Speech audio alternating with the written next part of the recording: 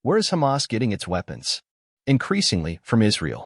The very weapons that Israeli forces have used to enforce a blockade of Gaza are now being used against them. Israeli military and intelligence officials have concluded that a significant number of weapons used by Hamas in the October 7th attacks and in the war in Gaza came from an unlikely source, the Israeli military itself.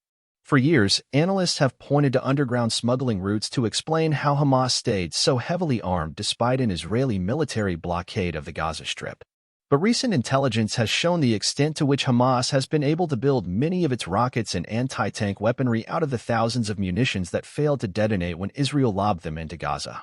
According to weapons experts and Israeli and Western intelligence officials, Hamas is also arming its fighters with weapons stolen from Israeli military bases.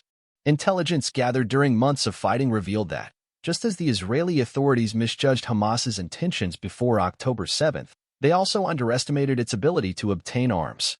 What is clear now is that the very weapons that Israeli forces have used to enforce a blockade of Gaza over the past 17 years are now being used against them. Israeli and American military explosives have enabled Hamas to shower Israel with rockets and, for the first time, penetrate Israeli towns from Gaza. Unexploded ordnance is a main source of explosives for Hamas, said Michael Kardash, the former deputy head of the Israeli National Police Bomb Disposal Division and an Israeli police consultant. They are cutting open bombs from Israel, artillery bombs from Israel, and a lot of them are being used, of course, and repurposed for their explosives and rockets.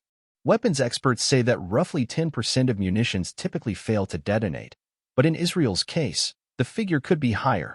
Israel's arsenal includes Vietnam-era missiles, long discontinued by the United States and other military powers.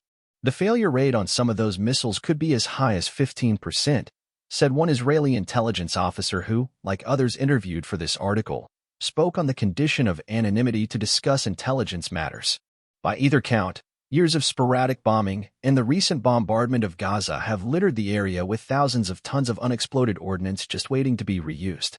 One 750-pound bomb that fails to detonate can become hundreds of missiles or rockets. Hamas did not respond to messages seeking comment. The Israeli military said in a statement that it was committed to dismantling Hamas but did not answer specific questions about the group's weapons. Israeli officials knew before the October attacks that Hamas could salvage some Israeli-made weapons, but the scope has startled weapons experts and diplomats alike. Israeli authorities also knew that their armories were vulnerable to theft.